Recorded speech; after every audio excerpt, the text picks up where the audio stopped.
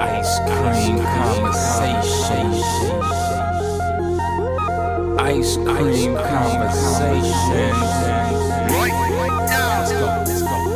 Forever on the grind all day, every day. Ice cream combos, always real, they never play. Download the podcast, listen on any day. Why didn't I do this sooner? Only thing you ever say. Xaviera, best host of all time. All of the faithful listeners will say they never lie. Check every story they run, like me with the rhymes. When other shows report anything, it should be a crime. Entertainment news, yeah, I gotta get mine from ICC, and you should be inclined to do the same if you got half a mind. I do co-sign this lady to shine like Frankenstein. Cut it the day design. IceCreamConvos.com. Tune in, yeah. This influence by IceCreamConvos.com.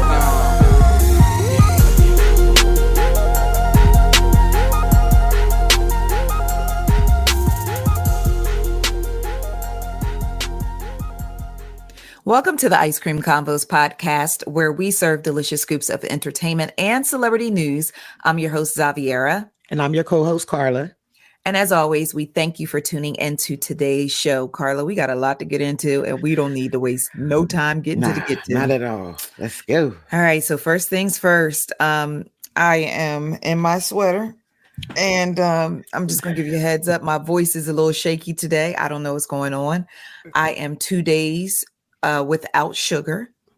Uh-oh, congratulations. Yeah, I'm 2 days without sugar.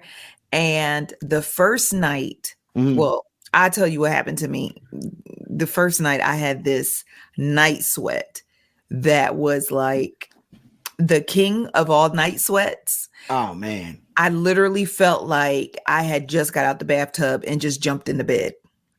Oh my gosh. Yeah. So I have one more time to have a night sweat like that, and I'm sleeping in a bathing suit. I don't have time to be playing with it. No, I don't have time. I do not have time. How have you been over the last week? Pretty good. I just felt like I feel like time's flying. Like, I mean, I know probably all feel like that all year, but I don't know. I just feel like this week went by. Well, last week went by so fast, and like we're already at the middle of this week. Yep. Crazy.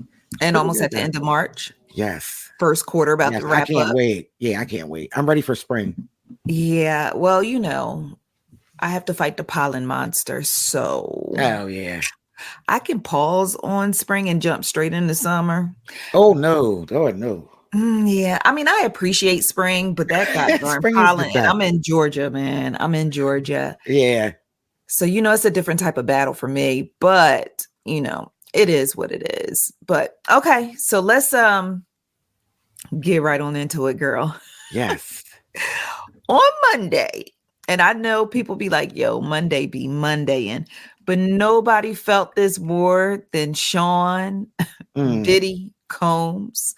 On Monday, the Department of Homeland Security raided Diddy's Los Angeles and Miami homes. Now, I did hear some whisperings that they also raided his New York home. Yeah, I heard it hit New York too. That's what I was about to ask you. Like, didn't they hit New York too? But I don't know if it's any hard confirmation on that. But it's like 80% sure, right? Yeah. The Department of Homeland Security conducted a strategic 3-location raid. Listen to what was it? 2 Chainz told y'all to be fresh as hell because the feds watching. So they pulled up on Diddy's homes, 3 locations, and an alleged sex trafficking investigation. I don't know. Just what was your first reaction when you saw this? Because I was on some, it's going down, yo. Oh, snap. It's going down. Right. I think everybody was. My first reaction was like, oh, well, I'm not surprised. Like, but I am surprised. Like, it was one of those weird things. Like, I wasn't surprised, but I was, because honestly, like, I'm gonna say they moved quickly, because after like the civil suit with Cassie, I felt like, okay, it's cool. I think the feds, whoever, on the legal side of things, are going to start paying attention. But I never thought it would have been like this fast. Like, I honestly thought it would be like years. Like, all right, like 2 years from now, we'll hear about Diddy being in the. Honestly, I did. I can definitely agree with that, because we watched it happen with R. Kelly. Yeah, it was almost like all of R. Kelly's evidence was right in our face, but he just kept on making them jams and we kept on stepping in the name of love. And it was just like time just kept going and going and going. I figured something would eventually hit the fan with Diddy, but I was not expecting on God's Monday afternoon for Homeland Security to swoop down on all three of his homes. And it felt like a coordinated attack. Actually, of course it was coordinated. Of course, it's the feds. And I don't think the feds, that's like their middle, like everything's collaborative, everything's coordinated. Like, you understand what I'm saying? That's the part I wasn't surprised, because I'm like, if it's the feds, guarantee you they hitting everything at the same time. Like, can you imagine watching, like, in each city, I believe they hit his place up at the same time. At the same damn time, because they're not gonna give you time to hit up whoever and be like, yo, flushed it. I'm not saying that's what it is, because this is all alleged stuff, but you know what I'm saying. Like, I would imagine they would. So here's the thing, though. You touched on a point that I want to circle back around to. So when Cassie dropped that bombshell lawsuit on Diddy, that was what, last October, November. Right. Yeah. It was around that time. You know what? Actually, let me go ahead and get my facts together. Yeah, it was definitely around that time. It wasn't long ago. Okay, let's see. I mean, it depends on what you think long is, but I just felt like I didn't expect anything in this magnitude. I thought it would take a while.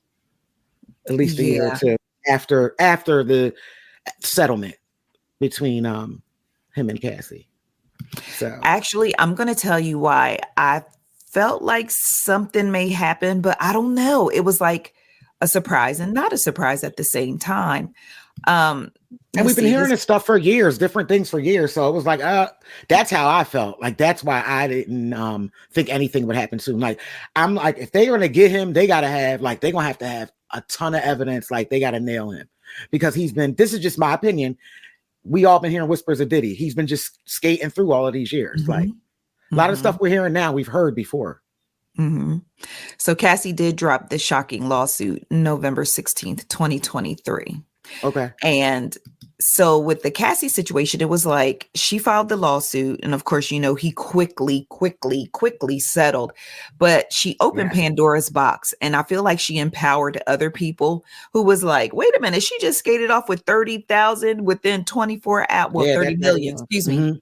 Well, presumed. Yeah, because I think it was way more, right? Exactly. Yeah. I'm pretty sure she skated with much more than that. Yeah. But I always felt like Cassie's lawsuit wasn't about the bread. Cassie ain't hurting for money. I mean, but who couldn't use a couple M's? Oh, yeah. But I felt like her lawsuit was more about exposing and pulling back the cover on all of Diddy's mess. It was like turning on the lights and all the roaches started scrambling. Right. And I feel like that's what her lawsuit was really about with Diddy. And so, you know, the M's was more of a, like, you know, compensatory package. You know what I'm saying? Like, you know, just a little something for my pain and suffering. Now, you just brought up a good point, though. You just actually brought up a good point, because now that I think about it, it's like, all right, I can get money, and he's going to get criminally charged eventually down the line, because the tea that I'm spilling, well, not the tea, but it's like, that was a very, very, very detailed. How many pages was it again? I can't remember, but it was we went through it. So I know, like, it was very detailed. So that it leaves the door open. Like, okay, I might not go after you criminally, or the statute of limitations may be up on my end of things, but also, you know, with her detailing everything that she experienced, I actually feel like it was Little Rod Jones's lawsuit, the $30 million lawsuit that he filed in February, accusing Diddy of sexual harassment, of sexual assault, and of grooming. Little Rod was one of the producers on Diddy's Love album, his Grammy-nominated Love album. But I personally feel like it was Little Rod's lawsuit that triggered investigations. I feel like it was a two-part, right? And I said yesterday on Twitter, I was like, you know, this whole Diddy saga is kind of unfolding like Beyonce's Renaissance. Like, Act 1 was Cassie filing her lawsuit, which empowered and opened the door for all of Diddy's other alleged victims to feel empowered to come forward, whether they were coming forward for justice or if they were coming forward for a payday. They still felt like somebody's going to listen to us now. Right. You know? Right. Absolutely. I feel like Act 2 was Little Rod's lawsuit, because in Little Rod's lawsuit, Bestie, I don't know if you had the opportunity to read it, but when I tell you he broke down and itemized, I have never seen a lawsuit like, well, I'm not going to say it hasn't existed, but I personally have never taken the time to read a lawsuit that literally itemized the entire organization as if he was setting that lawsuit up to trigger a RICO. Right. And he had like picks and stuff too. That's what makes his case so I think it's a combination of things. I don't even think it was like a single thing that triggered them. I think like when the feds usually by the time they do search warrants or indict, they've already been on your ass for a minute. So I think like it's a combination of things. I think his may have been maybe the tip of the iceberg, but then cops are people just like us. You've had bodyguards talking, like we've been on they listen to interviews, they listen to Art of Dialogue, they listen to, so I think what you said though makes a really good point because of Rod. It's so detailed. It even names and if you look at the people that it names, so now you're naming other high profile people like Cuba Gooding Jr., like that situation. He was named, and there's like a photo going around with not even them that. too. But let me piggyback off of that, not to interrupt you real quick, but there is a record executive. Her name is Ethiopia. I can't pronounce her last name. She has already went into an agreement with Little Rod to have her name taken off of his lawsuit. Now, why is she so he got something for her. Absolutely. Like he amended his lawsuit on Monday. To ask the judge to dismiss her as one of the plaintiffs because he has entered an agreement with her on the side. Because she has agreed to talk. Yeah, it's a lot. Like, and then I feel like all the names we have to remember the other high profile names with the alleged. So you're looking at J-Lo, I saw like Cuba, it's so many. So now you really got their antennas up because we all know that any law enforcement loves high profile cases because it's like, hey, look who we got. You know what I mean? It makes you look, I guess better, great. People get promotions out of stuff like this. Sure do. Like, so it's just we got him, boys. That's the talk when they get in the car. We got him, boys. Great job. We got him, boys. Let me ask you this. Do you feel like the way they raided Diddy's house in LA, Miami, and New York? Well, we really only got the coverage of LA and Miami, but do you feel like it was excessive? Yeah. Because Judge Mathis actually had the nerve to say that he felt, let me grab that quote while you share your answer. What's an excessive search though? I want to know what's an excessive search? That's what I'm starting to side eye your boy Greg because he done jumped out the window more than once with a sketchy take for me. Well, he's a celebrity though, so I don't expect anything different. Oh, he updated his post and it begins with I am not defending Diddy. See, that fast. But then he wrote, definitely excessive force investigating alleged sex crimes wasn't done to Epstein or Weinstein. Can we talk about this for a second? There we go. Can we talk about why does the Black community always do this? I don't know. I need you to explain. You could have someone over here committing heinous crimes. Yep. And when the police swoop down on them, a Black man or a Black woman committing heinous crimes, and when the police swoop down on them, the first thing you want to do is, well, they didn't do that, that's XYZ. And first of all, with all due respect, Epstein and Weinstein ain't my problem. They not even my demographic. Yeah, I know that's right. They not. My only concern is if there were any Black victims. Outside of that, this is none of our business. Right. They are out of my demographic. So I am not going to excuse the behavior or say someone of color should get a slap on the wrist because someone with less pigmentation was able to skate scot-free. That makes no logical sense. It's ignorant. R. Kelly. Oh, yeah, always. It's very ignorant. It's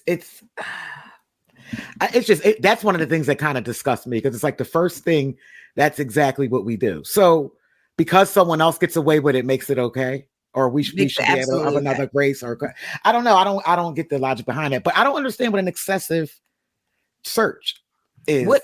Explain to me. Was someone hurt? Was someone pushed down. When they put the handcuffs on Christian and when they put the handcuffs on Justin, it looked like they didn't put them on too tight. They went ahead and sat him down nice in the grass. See, that's that entitled shit, though. You know that's what that is. That's that entitled shit. Because we all either have one, you might not have experience, but you know someone or someone that knows someone, or you've seen enough on TV of real like them searching. Mm-hmm. And I didn't see anything different. What they slammed your dresser drawer down too damn hard. They pushed your TV over. Like, what's excessive? Like, I don't get it. You have to detain the people in the house. That's protocol. And everyone knows that. And for reasons. Yeah. For one, let's start there. Right. My question is, why Diddy wasn't home when they ran up in the house? I mean, well, let me ask you a question, but let me ask you. Mm-hmm. He was spotted at the Miami airport. Right. At the time. Now, do you think the feds had intel that he may have been at the airport or he was planning to take a flight? Because of course they have to, there's flight itineraries, you have to check in with air traffic control, things of that nature. So do you think the feds knew Diddy wouldn't be at home? So it was easier to run in, take care of their business? Or do you think Diddy was like, fuck them kids? You wrong. I'm out of here. Wrong. Y'all not getting me today. I'm going to the island with Russell. Nah, I just think they just did what they did. Like, I don't think there was any thought about him being there or not, because the warrant wasn't for him. It was for his property. If they were going to indict, they would have got him too. Like, I totally think they were there to get evidence to support something. To support an indictment. They had strong probable cause. It's people talking. I totally think they want the tapes.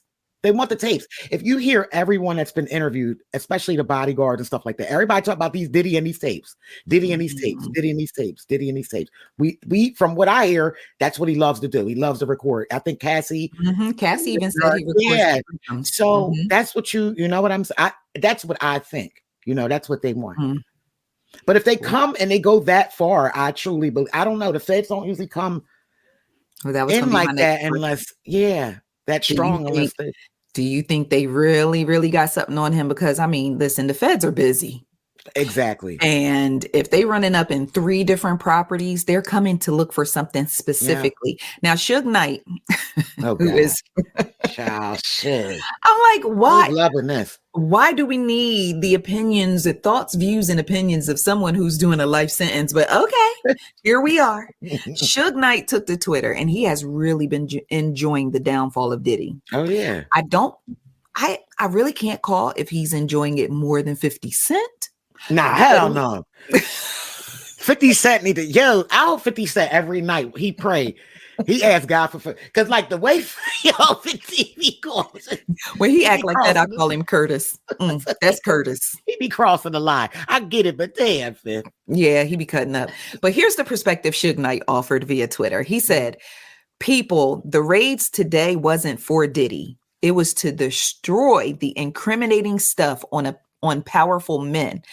He said, hashtag Epstein, hashtag Diddy, hashtag Clive Davis.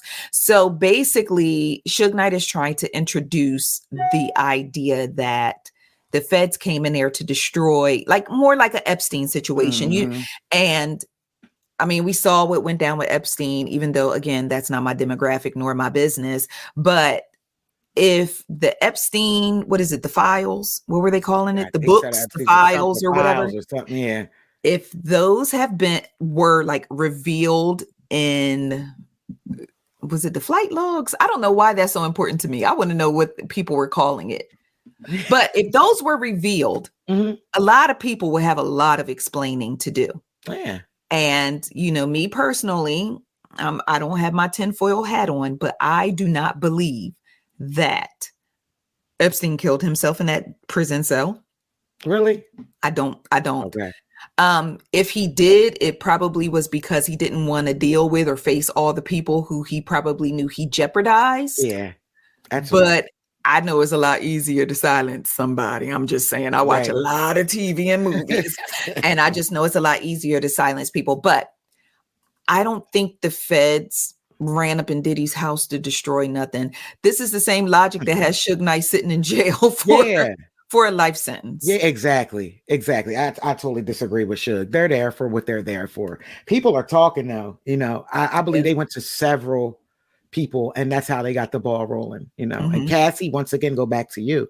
Cassie kind of opened this door. Right. And then I'm going to slide over to Little Rod. Now, this is why I feel like Little Rod's lawsuit was very effective. In his lawsuit, he details like everybody's role. Like Karla is the one who makes the phone calls down to Magic City to find out the schedules of the dancers so that we could transport them to the house. Xavi is the one who buys the outfits and for the freakums. Like he was detailing what every single person's role was. Right. And he detailed the role of Brendan Paul.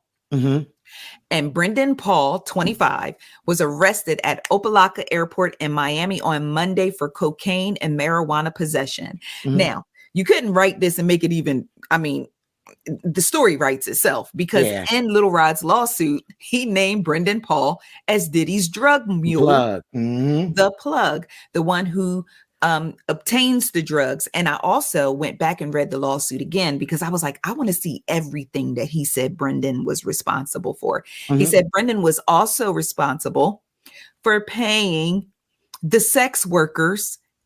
And he listed the sex workers as Young Miami. Oh my gosh. Lord. Young Miami, Daphne Joy, 50's baby mother, and another person named Jada. Now, I know there are a few Jadas who are pretty popular, but I don't want to start putting nothing on nobody's back. So I found it ironic that he was listed in a lawsuit as Diddy's drug mule and ended up getting arrested at a Miami airport with cocaine and marijuana on it. Right. True. So that's accurate. We know that part is very, very accurate. And then that's strategic. You go after him. He's probably already got a record. You can get a lot of information from him because the plug usually knows a lot. So that's smart on the feds too. You start going after the little guys. You know, white boy Rick gonna tell. Yeah. You're gonna be in here talking about, hold on. me, before he starts singing. He got to go on down. He got to get back on the streets and do his thing. Like it's so classic. Like, and when I tell you, first. They bonded his behind out of jail with the quickness. Oh yeah. Oh, they bonded him out so quick before they could even interrogate him. Yeah, but guess what? He's gonna be talking. If he's talked already, believe me, a little something. He's gonna be key. He gonna be that star witness. What I think so, because the plug. Listen, you already know, like that's who they go after first, and that's the one that a lot of times you roll with the plug, depending on how serious your habit is. Yeah, you're right. You're right. Just a few more talking points from this particular subject. Diddy also reportedly sold all of his Revolt shares to an anonymous buyer, severing his relationship with the business that he co-founded. Now, Karla, we know this game. Oh, yeah. This game is when I get caught up, I sell all of my shares to you until the smoke clears, and then you sell them back to me. Yeah. So we know this game. Yeah. And also we already know in November he stepped down as chairman of Revolt. So I guess this selling of the shares, let me ask you this though. Do you think Diddy knew that there was a criminal investigation or sex trafficking investigation in the works?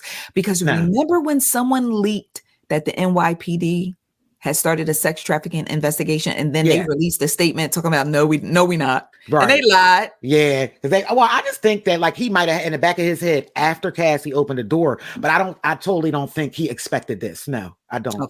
Okay. He would have prepared better. Yeah, wouldn't have been in the crib. He would have been in another country by now. Believe if he had any inkling that this was going to happen, he would have been overseas. Okay, well, speaking of an alleged sex worker, Young Miami took to social media and she said, it's fitting to be a fun summer. And the folks jumped at her tweets and was like, girl, turn on the news. Because basically what she did while the raid was going down, she got on social media and tried to air quote tweet through it. Yeah. Number one, to show like I'm not being arrested. We know the tricks. Like people try to show they're outside or that they aren't in handcuffs outside of Diddy's residence or inside. So she tried to tweet through it. They was like, girl, turn on the news because I don't know, your summer fitting to get real interesting. And Quincy Brown who is Kim Porter's eldest child, he has also been trending on social media since Monday because people are asking two things. Number one, where is Quincy? Quincy, I mean, he wasn't at the house. He wasn't, spotted in cuffs or anything. Have his own spot. Yes, but I did see one video clip where people were claiming it was Quincy in handcuffs, and I was like, "Y'all reaching? That's not." They need Quincy. to stop. Well, they just want Quincy to be. They want the whole it's like they wanted everybody to be there. That's so sad though. Like, yeah, Desi was like, "Were the twins in handcuffs?" I was like, "Oh yeah, they all right. They all right. They probably was at Kimora Lee's house." So, other people are calling for Quincy to grab his twin sisters and his brother. Basically round up Kim Porter's children and get them the hell away from their daddy. I know that's right. So that is a huge responsibility on him, just regardless of the situation. My prayers for the kids, the twins mainly, and little baby Love, because Justin and Christian, they old enough to make choices. Yeah. They're his children, but they're grown men. So true. All right. So with that being said, just let us know your thoughts on this Diddy situation. I'm sure more things will be unfolding over the next couple of days, and it's going to get more interesting over the next couple of months, especially according to that psychic that was on TikTok, because she predicted Diddy was going to get all this around Easter, and Easter is this weekend. Wow. And she predicted it back in November. Okay. So, yeah, she said Kim Porter came and told her. Kim Porter in heaven, like, how I get in this? Right. Just get my chilling. Yes. Out the house. Yes, for real. Okay, guys. So we are going to go ahead and take a quick break. And when we come back, we are going to introduce you to our special guest. Karla, we got guests in the building. Hey. So we are excited to welcome a very special guest to the show. So go ahead and take your bathroom breaks, grab you a drink of water, and we'll be right back. All right, we are back. So, Karla, I am very excited because we have a guest in the building with us today, and not just like a regular, schmegler guest. Like, we got a 7-time NAACP Image Award winning, 11 nominations. We got a playwright, an actress, a creator. We have Miss Kinnik Sky in the building. Welcome to the Ice Cream Conversations podcast, Kinnik. Good morning, and thank you for having me. This is so awesome. Oh, no problem. So we are excited to have you on the podcast to talk about your forthcoming play, Peace Be Still, which has been touted as the theatrical event of the year. Yes, ma'am. So I would love for you to tell the ICC listeners a little bit more about this great play that you have coming to the Atlanta on April. I say coming to the Atlanta.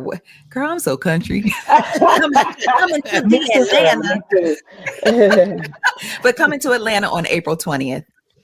Yes. Well, first of all, again, thank you for having me. It is really an honor. I've been a long time admirer of your work. So when I got the opportunity to be connected to you, I was just like, oh my God, this is a God wink. So thank you.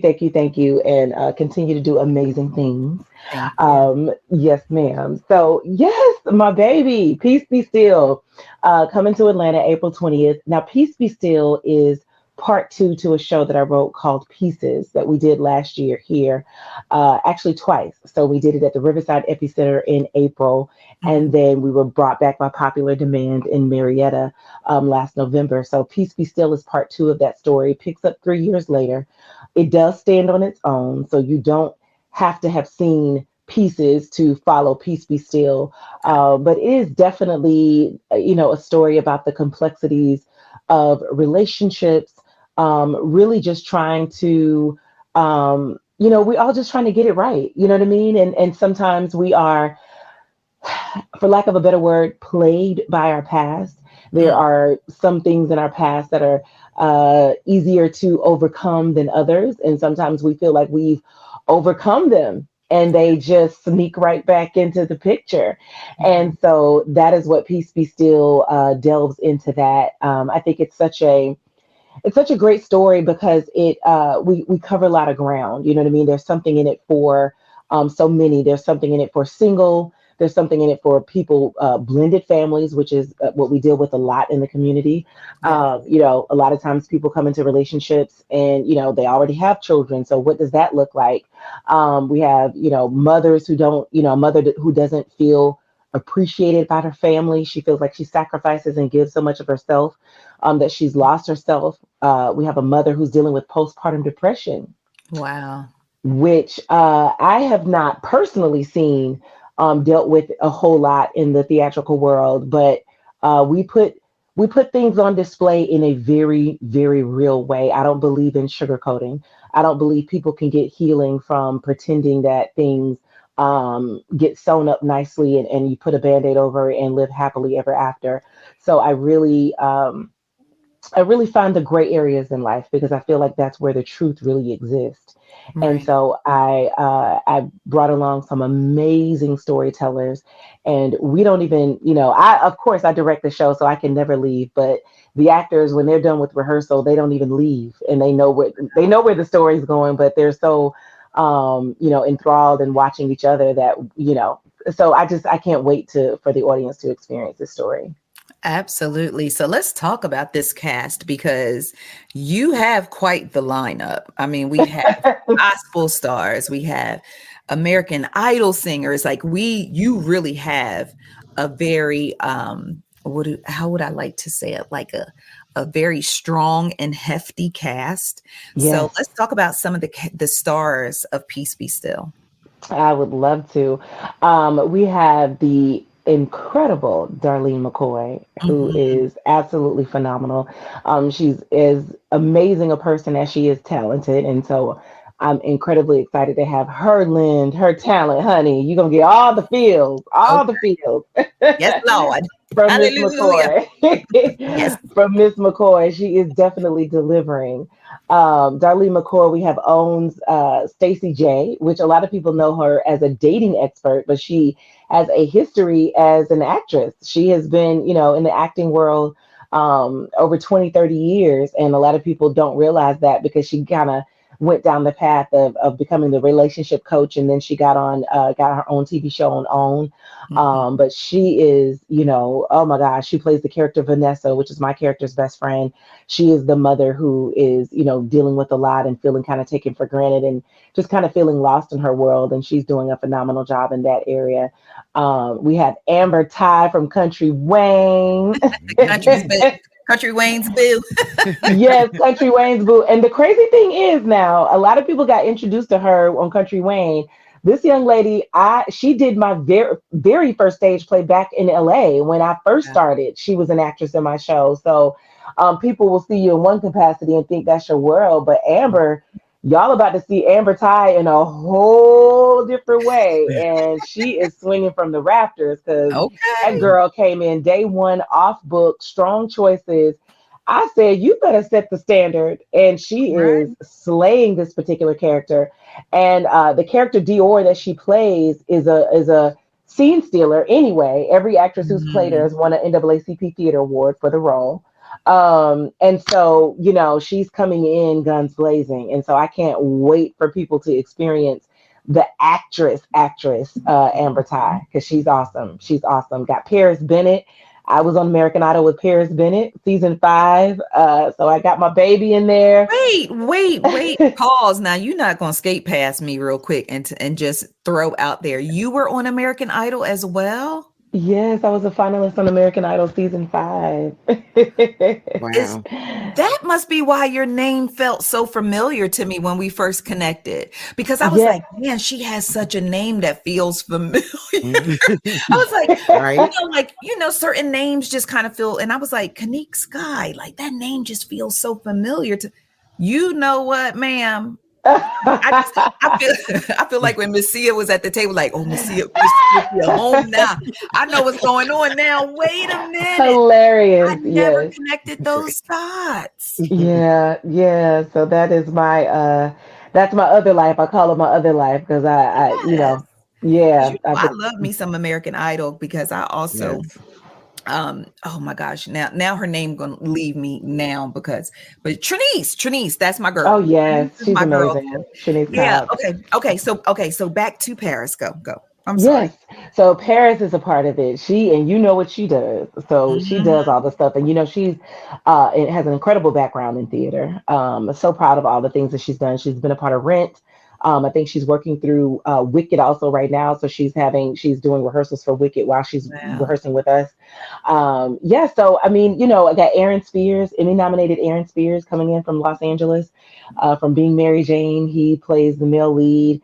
It's just we coming in swinging now. We are not leaving anything to chance in any way. So In any way. my question to you as a playwright is like, typically, how long does it take you to write, these amazing plays that you receive award nominations and awards for? Like, what is that process like for you? Well, just to give you a little history, my very first show was called Sunday Morning, and morning was spelled Mourning, and I played the Mm. character Sunday. So her name was Sunday, and she was mourning the loss of herself. Wow. And that was the very first show that I wrote, and I wrote that show in 4 days. Wow. Right. You know how you just don't know what you don't know, and you don't know that's not normal, and you just you sit out to do something, and the story was unfolding in my head. It was unfolding faster than I could write it. I felt like I was watching people and trying to transcribe what they were saying. I didn't feel like I was writing it. It wrote itself, and I just wrote what they were saying. And so that show, I wrote it pretty quickly, sat on it for a few years, ended up moving to LA to be, because I had done so much theater in Atlanta. I'd worked with everybody, Alliance Theater, True Colors, toured with Tyler Perry, Shelley Garrett. You just worked with everybody as a theater actress. And when I decided to move to LA, I wanted to focus on television and film as an actress. And you know how they say, create a plan and God laughs. Yes. And I ended up saying, you know what, things are quiet. Let me just see if I can produce this play that I wrote a few years ago. And so I did that. And that one show itself was nominated for 7 of the 11 NAACP awards. Wow. And I was nominated for Best Playwright, and I won Best Female Lead Actress for that show. Awesome. So that kicked off everything. But I, as amazing as that was, I was petrified because I was like, I'm not sure that I really know what I'm doing. Like, did I just get lucky? You know what I mean? I don't know. And so I sat down to write Pieces, which is the second show that I ever wrote. That took me about, I would say, 2 weeks, kind of picking it up off and on. And I wrote that from the notion. I said, well, if I can make the antagonist, someone who's typically considered the person who's the villain, if I can make her the main character and make the audience not able to judge her or fall for the situation as she's falling for it, then I'm a writer. And so that's why I wrote Pieces with a mistress as the female lead. And and that was also nominated twice and won twice. And so then I said, okay, I can do this. But at that point, you were like, okay, I think I kind of know what I'm doing a little bit. Yeah, I think God has given me a gift. It was like, I realized it was a gift because I went back and started and read a book about writing. And I was like, wow, everything that it's saying, I naturally did. Like it just happened. And I know part of that too also had a lot to do with, I had so much of a theater background. So you don't realize you're absorbing things. You're not necessarily intentionally doing it, but you're absorbing.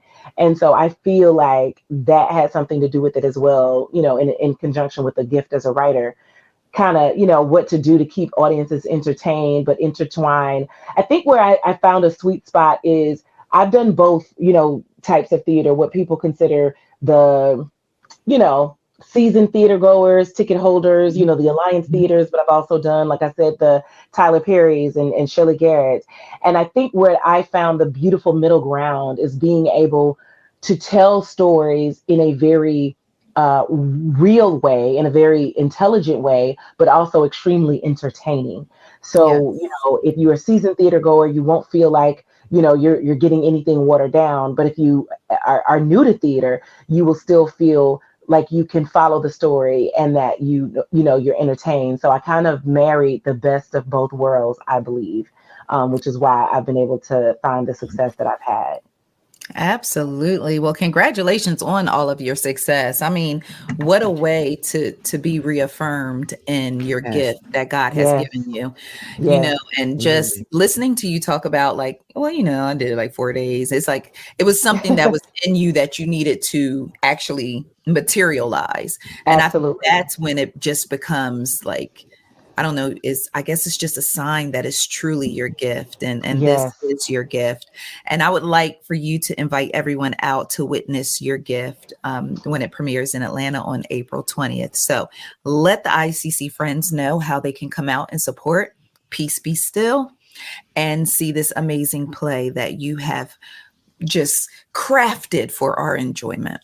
Yes, come get your whole life. This is Yes. not normal theater. This is definitely life-changing storytelling. That is, I can stand behind that 10 toes down, 1000%. I give a money back guarantee with every show that I produce. If you do not walk out of that theater feeling something, I'm going to say you don't have the ability to feel, but I will also give you your money back because I work Right. very, very hard I pay so much attention to every detail. There's no detail too small. You will have an experience. You will not just see a show. You will, once you enter the doors, you will be submerged in the Kinnik Sky experience. So go to peacebestillonstage.com. peacebestillonstage.com. Grab your tickets for Saturday, April 20th. You can also go to the Georgia Tech First Center for the Arts box office. They also have the tickets as well, and you can go there and get your tickets. It would be a shame to know that this show exists and you not experience it. Yep. And you Right. missed It will be a shame to know, and I stand behind that. It is no cap, no promo. This is something that you don't often get an opportunity to witness. You're not, we're broad, about Broadway and all those wonderful things, but there's still something special. I don't know. I'm from the South. I'm a church girl. There's a difference when you have the anointing to do something.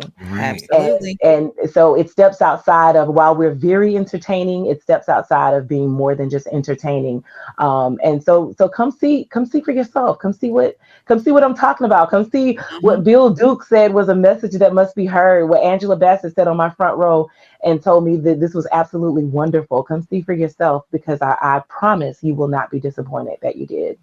Y'all better go get your life with Yes. Kinnik Sky. You better go get your life. Well, thank you so much for joining us Thank today. you. And I will be sure to make sure that I link to the tickets wherever this podcast is posted. And you can visit icecreamconvos.com for more information. You can also follow us on our socials and get a glimpse of the really fly promo trailer that we put out yesterday for the play. So just be sure to follow us on our socials and be sure to Kinnik. How can they follow you on social? Yes, Kinnik Sky, Kinnik. My mom was extra. She wanted a name that she could spell frontwards and backwards the same way. Amen. Ain't mad at all. Amen. Kinnik, and Sky is just like it sounds, SKY. You can follow me. My personal page is Kinnik Sky Official, and all about my productions is Kinnik Sky Entertainment. So please do follow me so you can stay abreast of all the amazing things we have coming up.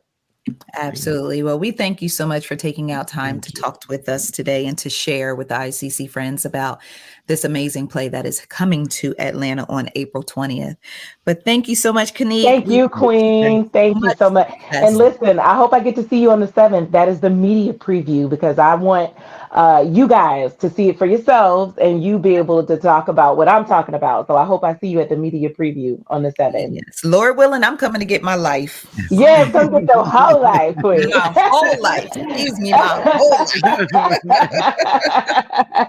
Well, y'all have a great one. You too. Thank you. Okay, sweetheart. Bye-bye. All right, Karla, let's go ahead and take a break. And when we come back, we'll go ahead and wrap up the show. Right. So, Karla, the funniest thing, I had to talk about this on the pod before we left. Right. So the biggest story on the site this week was this young lady who got on TikTok to air out Anthony Mackie because she saw him at a gas station in New Orleans and she went up to talk to him and he was like, no. Man, wait. Listen, she tried to air that black man out and social media gave her a rude awakening. They gave her a reality check. First things first, it is in the Bible. I forgot exactly where the scripture is, but it says, thou shalt not approach Anthony Mackie or something like that. But you know what? Like, look, I guess I missed it. Or all right, so peep this. You know, I would have been her because I had no clue. You didn't know the Anthony Mackie scripture? No. Oh, girl, let me tell you real quick. Let me inform you and other members of the Black community about Anthony Mackie. Anthony Mackie is a talented actor. He fine too, depending on what you like, okay? But he don't want to be bothered in public. No, wait, no, ma'am. No, ma'am. He does not want to be bothered. He does not want you to tell him you are a fan. He does not want you to say hello. He does not want to take photos with you. Leave that black man alone. Anthony Mackie ain't beat. I don't know if he's some type of introvert. I don't know if he's just a innate asshole. I don't know what it is. That sounds about what I'm sorry. What's a people? And it is known throughout the Black community for the most part. Okay, that's what I was about to say because I didn't get to know this. I'm sorry. She ain't get it either, bestie. And see, I would have had to hurt Anthony Mackie if he hit you with the no. I would have had to hurt that man. Like, don't play my best friend. You would have got me first. You would have got me first. Yeah, I would have got you. I would have let you go over there. No, you wouldn't have let me go over there. I wouldn't have let. I want y'all to hear a portion of how mad sis was. Yeah, she was about she was Anthony. Big mad though. I'm talking about super duper mad. Let me just play a little piece of this for you. Hold on. And let me just say, hold on. So I just met Anthony Mackie, and let me just say, rudest human being alive. So I live in New Orleans. I'm here for spring break. Apparently, Anthony Mackie lives here too. I pulled up to a gas station. Here, Anthony Mackie comes in this huge fucking truck, all blacked out, all fucking sleek, windows down. So it's like, also, if you don't want people to come up to you and fucking say how much they appreciate your work, why the fuck are all your windows down and you're blasting music, smoking a fucking cigar? So I park my car, getting ready to pump my gas. I see Anthony Mackie across the fucking lot. I gently walk up to him, being like, oh my God, I'm so sorry to bother. Wait for the no. I know celebrities are on time. I know celebrities got shit to do. I understand that. So I walk up being very, very, very respectful, very, very, very open-minded, being like, hey, I'm so sorry to bother you. Tell me why Anthony Mackie did this. No. No. To my face. No. And then just went back to what he was doing, having me standing there. I was standing there in front of Anthony Mackie being like, oh, should I leave? Like, should I go? When I tell you, all I wanted to do was walk up to that man. First of all, thank you for his time, for even looking at me, and then saying how much I appreciated his work, and that was it. That was it. Listen, I just wanted to be like, baby, Anthony don't care if you like his work. This snap. This why y'all gotta stop. All right, so look, it's like things real quick. Go ahead. Resist, first of all, just because he got his windows down, like it's things I agree with. Okay. I disagree okay. With. Let's go. Just because like he got his windows down and he blasted his music, he's a human being. Like that's his right. That's what he do. That don't give you the right to come up to him. Because at the end of the day, I agree. Yeah. Like I understand not wanting to be bothered, but at the same time, as a human being, I felt like he could have been a little more the whole no thing is funny as shit. He could have just been like, listen, I'm sorry, but I don't feel like talking right now, type of thing. But that no, wait, that no to set me off. That no, I'm gonna just tell you, I'd have been booked because I'd have bust his whole back windshield out. I'm telling you, and I'm not even like that. But that's not you busting out like Anthony Mackie windows. That's like a form of rejection to me. Okay, but hear me out. Hear me out. Go ahead. I'm listening. We about to play good cop, bad cop today. Okay? Right. Hear me out. Based off of that video that you just saw, right, and her energy and her attitude and her voice, would you want to be bothered with her at the gas station? Hell no. That's why I'm saying, yeah, because she probably with that. True that. because she's telling us one thing, and the way her energy she comes off like she bummed. And that's the thing. Like, because I'm a person, I'm not even famous. I don't like when somebody run up on me, especially in my personal space. So I can see, that's why I said I could see both sides. But I feel like at the end of the day, I'm not saying it's an obligation, but when you become any form of celebrity, any form of famous, how about it come with the territory? Okay, so you said it's not an obligation. So we're going to remove the word obligation. How about responsibility? Like it can be a responsibility to be kind. Yes, like I love that. I like that. A responsibility to be kind. Yes. He could have easily hit her with a, like, babe, like, I'm just trying to get some gas real quick, boo. Yeah. Get on back to that. Like she said, first of all, he was in a vibe. He was in a vibe though, because first of all, the music was bumping, the windows was down, and he was smoking a cigar. Yeah. If you have a cigar in your mouth, more than likely you ain't beat to be meeting people today. No, you're not. You totally in your zone. Like you in your zone. Yeah. I get it. I get it. I remember I told you about the time I tried to get Deion Sanders to take a picture with me in Golden Corral. Oh yeah. Did you Not the Buffett. Did I ever tell you about that? I was at the Buffett, girl. I can't remember this. Rewind this drink. So I feel like it don't sound familiar. I'm like, Deion Sanders, legendary Hall of Famer Deion Sanders. Prime time. Yeah. He wasn't even coach. Well, he was Coach Prime, but not Coach Prime that we know today. Yeah, got you. Right. But he had, I guess, like a little league team or like, a foundation team that he was working with. And he took him to Golden Corral to get something to eat.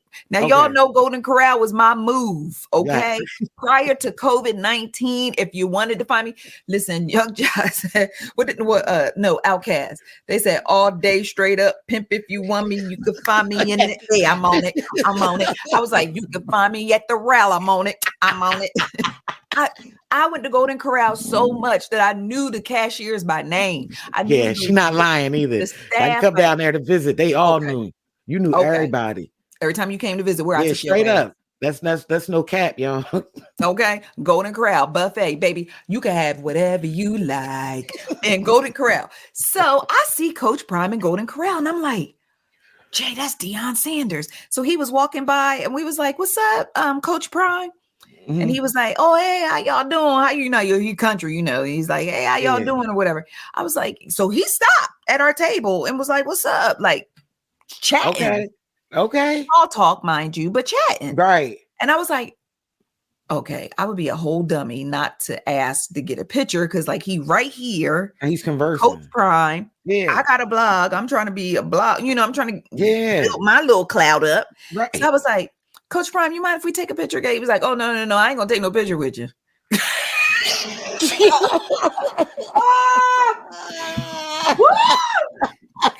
He said, oh, no, I ain't gonna take no picture with you. He's like, I'm gonna talk to you, but I ain't gonna take a picture with you.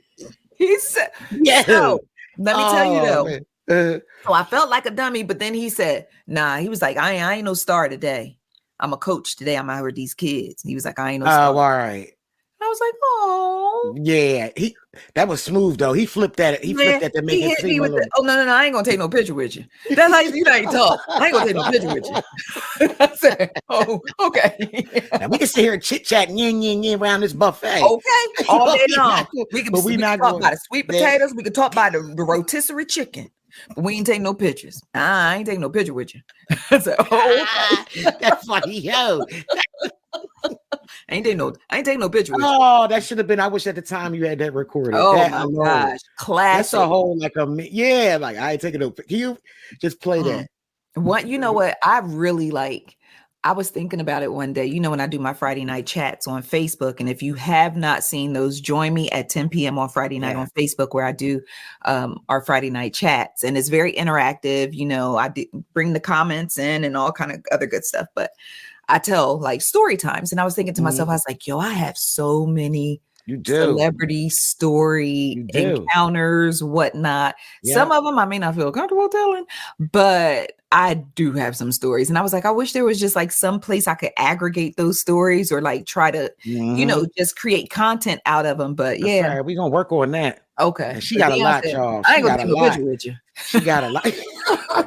That might be my story time for Friday. So if y'all listening to the podcast, pretend you ain't hear it already. It's a great title. I ain't taking title. I ain't taking no picture with you. I ain't taking no picture with you. Yo, I would have hollered. I'm sorry. You'd have been so mad at me. Yo, oh my gosh. It was pure comedy. He said, yeah, it's like, it's funny now. I'm not going to say that because I probably have felt some type of way though. Yeah, I felt a little crunchy, but I kept a smile on my face. Yeah, we gonna keep it G. He at the table talking to us while we having dinner. How can I get mad? You know what I'm saying? I just felt more embarrassed. I felt embarrassed. Okay. Because sometimes a no triggers embarrassment. It does. It's to me, it's like reject. I'm telling you. Yeah, it is. I might have some shit I need to work on, but I'm telling you, if Anthony Mackie would have no me like that. He was like, no. You know what I thought about the Bugs Bunny meme? You know where Bugs Bunny like, no. His lips poked out. Yeah, it's wrong. Yo. No. Yeah, so shout out to Anthony Mackie. Yeah, for Listen, real. He is our new Captain actor. America.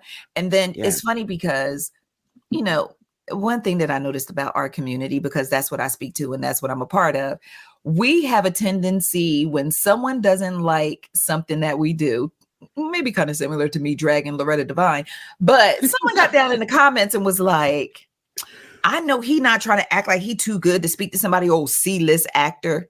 I said, people always said we be, don't we? Damn, she said C-list. See, so I said, ma'am, that black man is an Avenger. Right. See where see for Captain America, he is the new Captain America. This man has made history as the black Captain America. Yeah. But you know what? That might have hit home for her. Yeah. She might have been. I'm telling you, it's all about how you come in. Because somebody like me, like I said, I did not know that Anthony Mackie. But I'm not the type, and Zav, you could tell me, I ain't the type either to be all Joe and be jumping up in your, I mean, right. Now there's certain folks now. If I see Boosie ass. So who, see, I was about to say, who would you lose it over? Who would you lose it over? Well, not lose it, but I know I would have to walk, whether he wanted to be bothered or not. You got to say something to Boosie. Yeah, I got to say. So, all right, who else would I? Oh, gosh, I would be so. Give me three. Give me three. Boosie and two more. Drake. Mm-hmm. Oh, gosh, Nas. Just disrespectful. I know Nas don't want to be bothered. He old look like I don't want to be bothered ass nigga, ain't he? He look like he don't want to be bothered. Exactly. He gonna talk to me today. Yes. Those are the ones I could think of, like, right. Because I feel like the people that I would have lost my shit over, they're all dead. They gone. Yeah. Yeah. What about you? Give me three. Viola Davis. You didn't. Yeah, I was Viola. Yeah, you definitely. Viola Davis. Yes. Okay, oh gosh, I can't wait for that to happen. I need that to happen. I was so close. When I did the red carpet for Fences. Oh yeah, that's right. Knew, and they came down that carpet and said Viola will not be able to join us. Said God. That was with Denzel too, right? Yeah, right. That's the night I met Denzel. Yeah, see, so you got. I mean, if you had to choose. Would you have Viola? Yeah, or Denzel? Who would you have? I honestly, I probably would have chose Viola. Yeah, you would have. I think you would have chose Viola. Viola she hit something in my heart, man. Yep. I love that lady, and it's so funny. God is so amazing. I'm putting my fingertips together like Keith Lee. God is amazing. I love Lashana Lynch, and I had the opportunity to interview her last week. See, look at that, y'all. Blessing. Just to be able to tell her how much I love her and how amazing she is. And to me, I feel like she's Viola Jr. And it's not to diminish Lashana.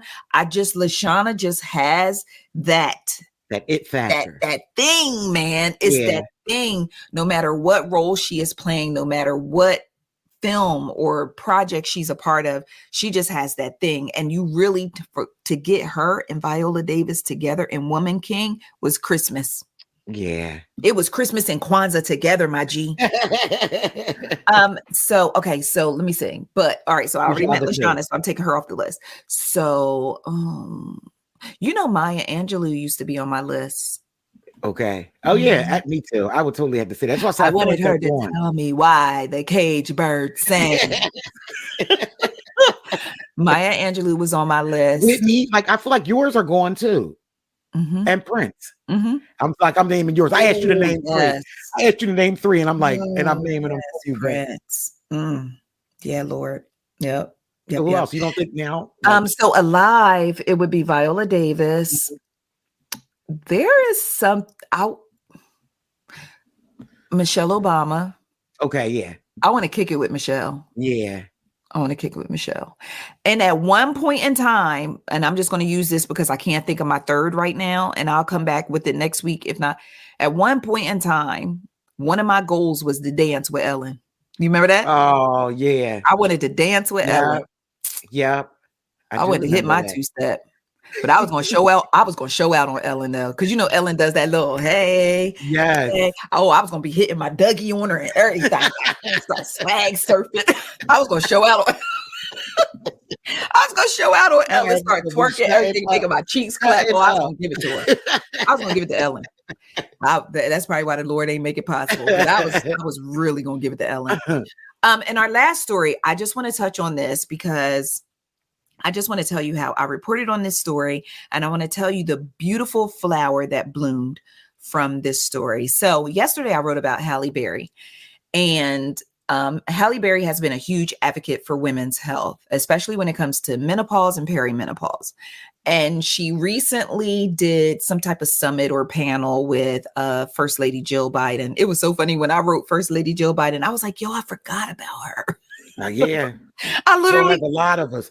That's a whole other subject. Okay. All right. We'll get into that later. Okay. Because we're trying to keep the show short today. Because we gave y'all a lot of show last week. So we're trying to be mindful this week. All right. So Halle Berry, had this panel with First Lady Joe Biden. And she talked about how she had a herpes scare, but the symptoms were caused by perimenopause.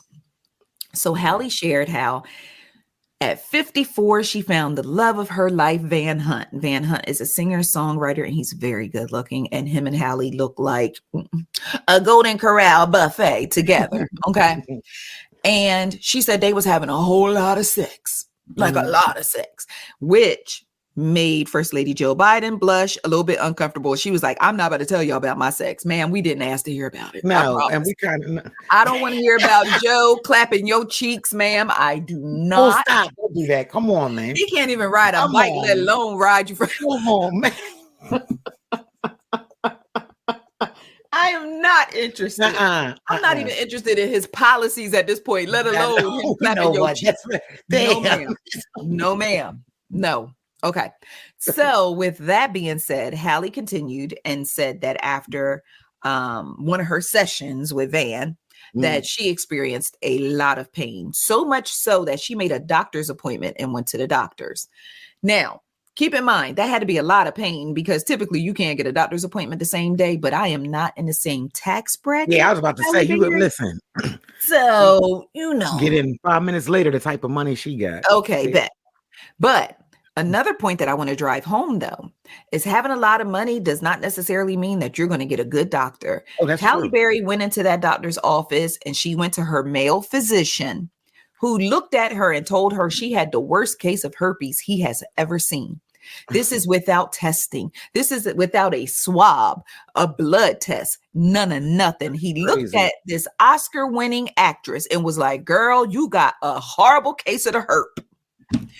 And I can only imagine the trauma, the shock, the fear, the confusion, because if you're irresponsible for a doctor. I've never heard a doctor do something without irresponsible. Without testing. And I'm like, where did you get your doctors? Like, where did you get your medical license? Like, Dollar Tree? Money back out. Okay, so anyway. So she ends up going back to Van. Van gets points because Van immediately went and got tested. Yeah. She got tested and both of them came back negative. Apparently she went and got a second opinion and they were like, oh, this was caused by vaginal dryness, so on and so forth, which is a symptom of perimenopause. Your cousins in my comments was like, so she just let him keep going and she was dry to the point where she everything down there just tore up and the doctor thought it was herpes. I'm like, that's not the point. Y'all be missing the point. Like sometimes I could lay the point on your forehead and you miss the point. The point that she wanted to make was that she was willing to tell us that she thought she had herpes to drive home the point of how important it is to know and understand the symptoms of perimenopause. Right. Because I have heard a lot of women talking about perimenopause. I know menopause. And to be transparent, the only thing I know about, if you ask me, what's menopause? I'll be like, it's when your period stop and you get hot flashes and your hormones get weird. That's all I can tell you about menopause. You know, there are so many other things associated with these two conditions. And so I wanted to share a little bit of information because we are responsible around here.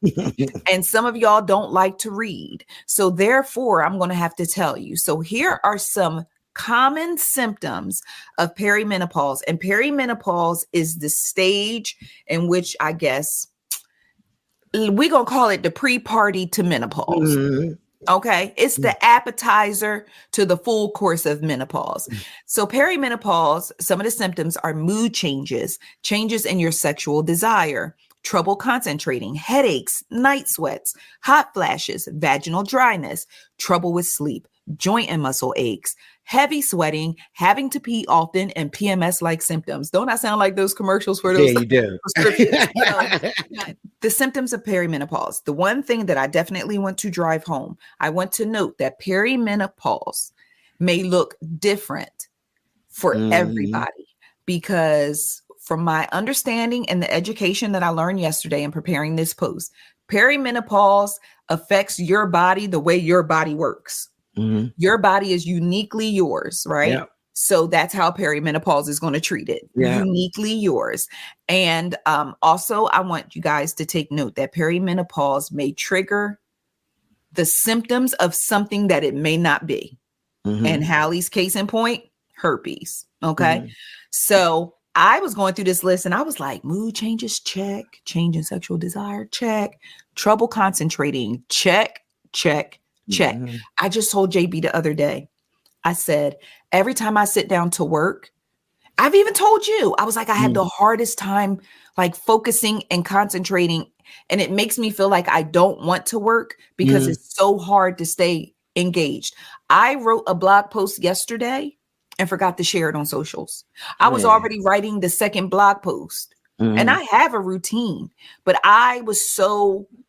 my brain fog is so thick that, like, even with the little last thing, when I was trying to do like the symptoms and make it sound like the commercials, like I can't, I fumble over my words. Sometimes I stutter. I get tongue tied. I can't think. And Lord, we're not going to talk about the edema in my legs. I told you at the top of the show, my night sweats are so bad. I'm going to start wearing a bathing suit to bed. I have trouble sleeping. I toss and turn all night long. And some nights I am so upset that like I literally want to fight because I can't go to sleep. So I haven't experienced like hot flashes. I have gotten headaches out of nowhere, headaches that hurt so bad. I was wondering if my brain was trying to ooze out of my ear. So if you are at that age where, you know, menopause is coming around the corner, you know, just ladies, consult your physician. Talk to them about some of the symptoms you're experiencing. I don't know if they have any specific tests that they run, because I ain't got to that part of my lesson plan yet. I don't know if there's any. No, I don't think so. Okay. All right. Yeah, so it's basically you just giving them the information and they self. Yeah, you're kind of diagnosing yourself because it's a symptom thing. And it goes on for so many years sometimes that like it's hard to really tell. Some people have, like, I just know from experience from the women in my family. Also, a note I would add is kind of pay attention to the women in your family. Yeah. Specifically your mother and grandmother, because even though everybody's different, you tend to, the way they go through it, you may have, I know like my mom and grandmoms was similar. Okay. The length and also similarities in like the symptoms. Okay. So I think that, I'm not saying it's a stone fact, but a lot of times I think it's good experience, like also. So you kind of like, even if you don't get the exact symptoms, you kind of know with the kind of, to prepare for not be as frightened. But we don't get a lot of information, I think, as Black women especially, about perimenopause? Well, let me tell you the beautiful thing that happened. Of course, you know, you had people who got hung up in the headline. There I go again. Who got hung up in the headline like, oh, Halle Berry, oh, I bet Halle Berry do have herpes. She just trying to lie to cover it up. And I'm like, the minds are small, but the mouths are big, right? And it's like, the messaging like sometimes just goes over your head, but a beautiful thing happened, and that's what I'm going to focus on. There were women on Facebook, and I'm going to speak to Facebook specifically, who just started sharing. I mean, girl, it turned into like a focus group. It was, I experienced this, and Halle is right, and this, that, and the third. And then somebody else came in and was like, I'm menopausal. I had a hysterectomy. I experienced this. I'm perimenopausal. I experienced this. What does this mean? And then it was like, hey, I took this, like ashwagandha. I don't know if I'm pronouncing it correctly, but it's some type of root, ashwagandha root or something. And she was like, and that helped me with the hot flashes. And it literally turned into a support group, a beautiful support group. And you know, one of the things I struggle with, and I talked to you about this privately, is that with Ice Cream Convos, I do celebrity news and entertainment. People don't need celebrity news and entertainment to live. Right. It's escapism. It is a form of entertainment. Yeah. It's just people newsy, or they like tea or mess or whatever, and they come and they get it. And, you know, I always wanted to have my platform to entertain and provide escapism, but I also want you to be able to come get something of value. Right. And yesterday I was sitting with my arms crossed like a proud mama, because I felt like I brought value. Absolutely. And I had people who were telling me, thank you so much for the informative post. And I was like, okay, I came informative. Like, y'all need to read all of them, because I be having the information, you know, but I had people who thanked me for the post. I had people who said they learned about perimenopause from my post. And I'm just like, value. Yes. Value. Yeah. So I was really on a high about that yesterday, but I just encourage all of you just to, you know, take your health into consideration, because some of us are so busy on the go as moms and wives and career women and whatever it is that you do. Sometimes we push our health to the back because, child, we ain't got time to make no doctor appointment. We got to get to do whatever it is we have to do. So just make time for yourself, especially your health, because your health is your actual wealth.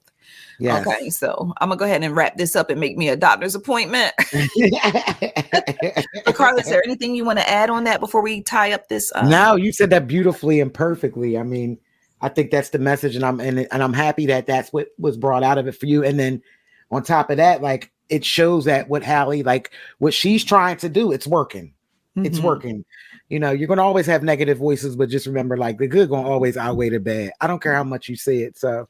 Absolutely. You're always going to have those few ignorant minds, but that's it. I mean, you wrap that up beautifully. Oh, thank you, friend. All right, guys. Well, thank you so much for tuning in to today's show. As always, we encourage you to be a part of the show by dropping down in the comments and letting us know your thoughts, views, and opinions on today's episode. We also encourage you to like and subscribe to the podcast wherever you listen. And we will see you next Thursday right here on the Ice Cream Convos Podcast. And be sure to slide down in the comments as well and get the information to purchase your tickets to check out Peace Be Still, Kinnik Sky's brand new play coming to Atlanta on April 20th. All right, Karla, ICC. We all we got. Peace. See ya. I ain't gonna do it. I ain't gonna do it.